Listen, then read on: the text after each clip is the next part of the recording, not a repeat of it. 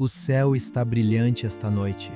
Mas espere, não aponte o dedo para as estrelas. Dizem que um castigo viria direto lá do espaço.